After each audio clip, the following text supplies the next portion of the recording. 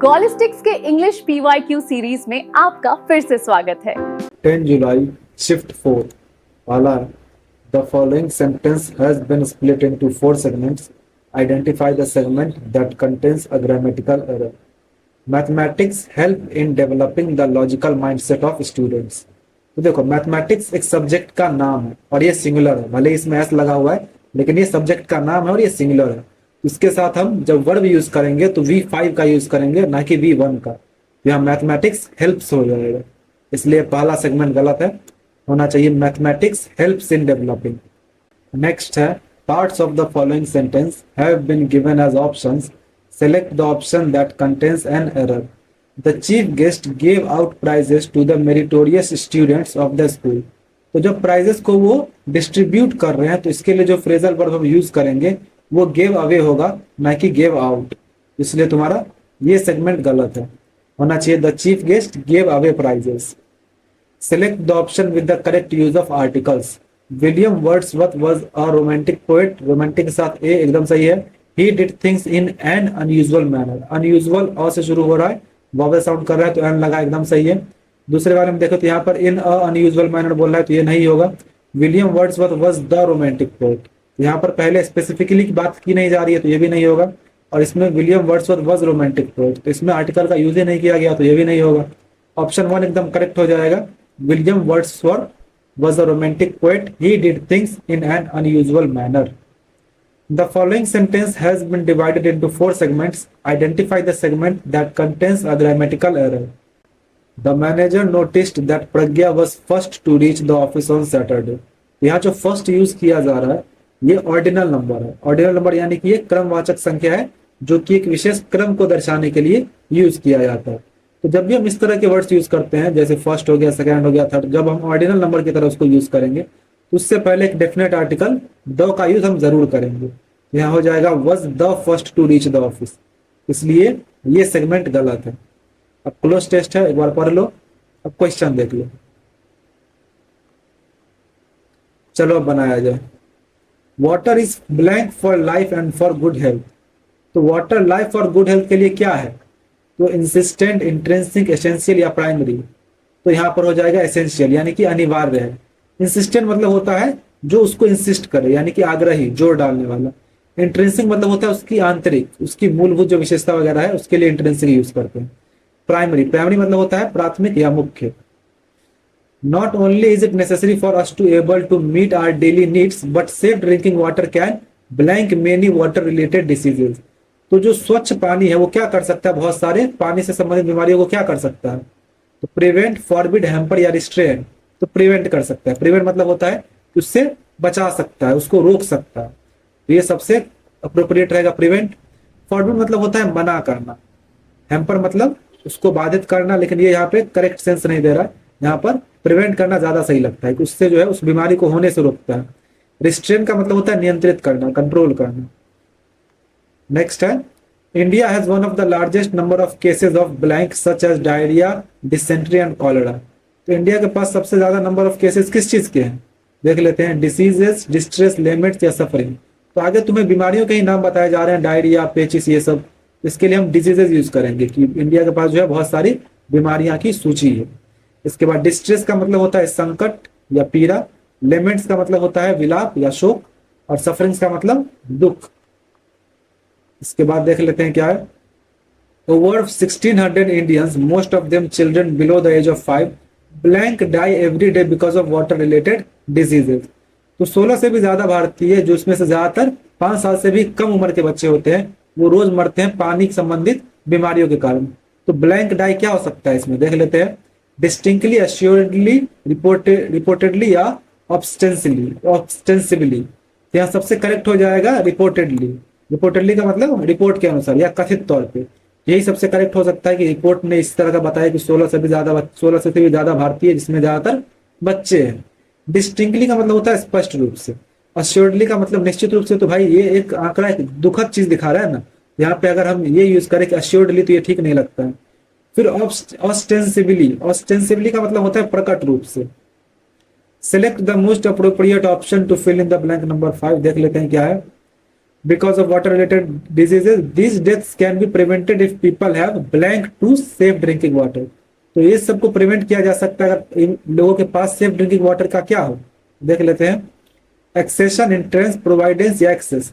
तो एक्सेस हो जाएगा कि लोगों के पास अगर सेफ ड्रिंकिंग वाटर का एक्सेस हो तो इन बीमारियों से बचा जा सकता है। एक्सेशन का मतलब होता है सिंहासन आरोहण। इसके अलावा एंट्रेंस का मतलब प्रवेश या प्रवेश द्वार, और प्रोविडेंस का मतलब दूरदर्शिता। Select the most appropriate meaning of the given idiom, going through a sticky patch.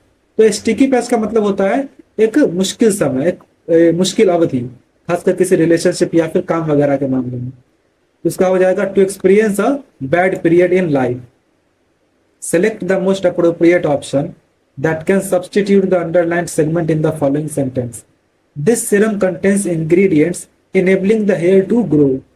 तो देखो यहाँ पे इंग्रेडिएंट्स यूज कर रहा है, तो इसके बाद अगर हम कोई रिलेटिव क्लॉज यूज करें तो ज्यादा सही रहेगा।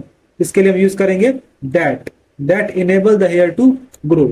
अब यहाँ पे दैट इनेबल ही होगा क्योंकि इंग्रेडिएंट्स के लिए यूज कर रहे हैं, तो जब ये प्लूरल है इसके लिए हम V1 का यूज करेंगे, तो इनेबल हो जाएगा that enable the hair to grow.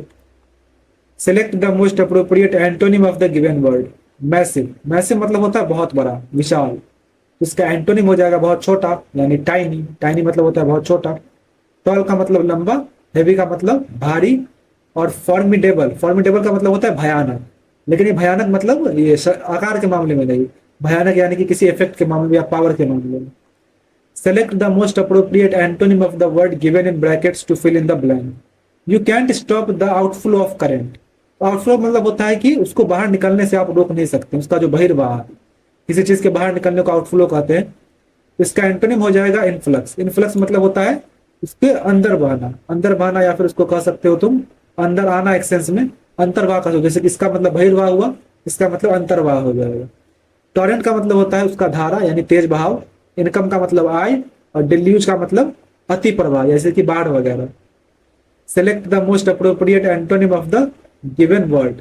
Impulsive, impulsive मतलब होता है बिना सोचे समझे काम करने वाला, यानी आवेगी। तो इसका एंटोनिम हो जाएगा कॉशियस। तो जो बिना सोचे, इंपल्सिव होता है आवेगी, जो बिना सोचे समझे काम करे, तो इसका एंटोनिम हो जाएगा कॉशियस, यानी कि जो सतर्क से, सावधान रहकर काम करे। पैसिव का मतलब होता है निष्क्रिय। हैस्टी का मतलब जल्दबाजी करने वाला, और एग्रेसिव का मतलब आक्रामक। Select the most appropriate option that can substitute the underlined word in the given sentence. She argued against the unnecessary split in the committee. Split मतलब होता है बंटवारा, विभाजन। तो इसका सब्सटीट्यूट करना है तो हम बोल सकते हैं डिवीजन। डिवीजन मतलब ये होता है बंटवारा या विभाजन।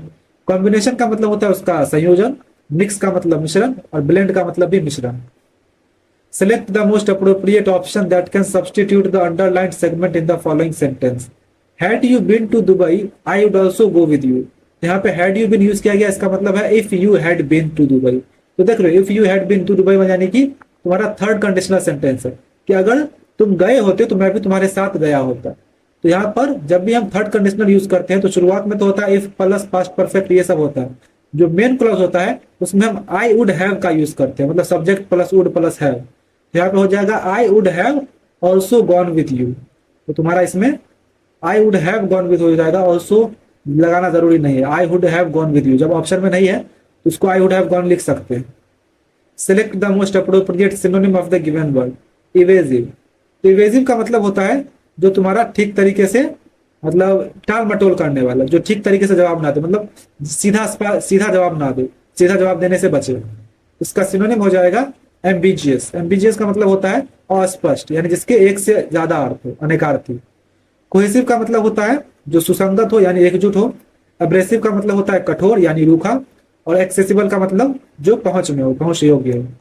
Select the most appropriate word of antonym of the word commence from the given sentence. तो कमेंस मतलब होता है शुरू करना। तो इसका एंटोनिम हो जाएगा let's put an end to this discussion about voodoo and instead talk about something amusing. तो एंड तुम्हारा इसका एंटोनिम हो जाएगा, एंड यानी कि खत्म करना। जैसे कमेंस मतलब स्टार्ट करना, तो एंड मतलब खत्म करना।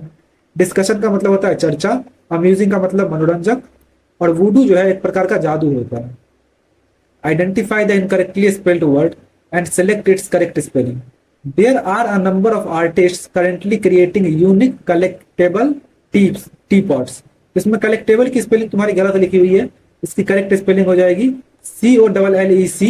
COLLECTABLE। collectible, collectible का मतलब उसको जमा करने योग्य, संग्रहणीय। फिर करेंटली, ये सब तो तुम्हारा गलत स्पेलिंग लिखा हुआ है। Select the most appropriate option to fill in the blank. Tom is trying to blank as soon as possible. तो टॉम क्या ट्राई कर सकता है जल्द से जल्द हासिल कर लेने का? तो देखो, get a job. Get a job यानी कि नौकरी पा लेना। तो ये सबसे करेक्ट सेंस देता है कि जो नौकरी पाने की, वो जल्द से जल्द नौकरी पाने की कोशिश कर रहा है। लर्न अ जॉब यानी एक काम, एक नौकरी सीखना, तो ये सही नहीं लगता है। रिसीव अ जॉब, देखो नौकरी का मतलब प्राप्त करना, ये तुम्हारा ठीक नहीं लगता है। गेट अ जॉब ज्यादा सही लगता है। एक्सपीरियंस अ जॉब मतलब होता है कि नौकरी का अनुभव करना, तो वो भी अनुभव तो तुम जब करोगे ना, जब तुम्हें नौकरी मिलेगी, तो इसके लिए पहले गेट करोगे। Select the word segment from the options that can substitute the bracketed word segment meaningfully. Telangana artists are know for the amazing bronze castings. तो देखो यहाँ पर जब हम बोल रहे हैं कि तेलंगाना के आर्टिस्ट इस वजह से जाने जाते हैं पैसिव वॉइस में, तो इसके लिए हम आर नोन यूज करेंगे, ना कि आर नोन। तो आर नोन तुम्हारा ऑप्शन 2 में है, are known for their amazing bronze castings. यहाँ पर देयर भी यूज हो जाएगा क्योंकि तेलंगाना आर्टिस्ट की बात कर रहे हैं, तो यहाँ पर उनके जो ब्रॉन्ज अमेजिंग ब्रॉन्ज कास्टिंग्स है, इसके लिए हम देयर यूज करेंगे, possessive adjective. Select the most appropriate antonym of the underlined word in the given sentence. His feeble opponent was no match to him and ultimately he won the challenge. तो feeble का मतलब होता है कमजोर, दुर्बल। तो इसका एंटोनिम पूछ रहा है तो हो जाएगा स्ट्रॉन्ग। स्ट्रॉन्ग यानी कि मजबूत। मेजर का मतलब होता है ज्यादातर, या फिर उसको बड़ा कह सकते हो एक तरह से, प्रमुख। मिस्टिक का मतलब होता है रहस्यमय। इंटेलिजेंट का मतलब बुद्धिमान। नेक्स्ट है select the incorrectly spelled word. Warranty, तो वारंटी एकदम सही लिखा गया है, WARRANTY। अब इसका हिंदी तो शायद हिंदी में भी हम लोग वारंटी ही बोलते हैं, एग्जैक्ट हिंदी अभी मेरे दिमाग में नहीं आ रहा है। कमिटी का मतलब होता है समिति, सही लिखा हुआ है। डिलेमा यानी कि दुविधा, ये भी सही है। नीस, देखो नीस की स्पेलिंग होती है NIECE। नीस यानी कि भतीजी या फिर भांजी।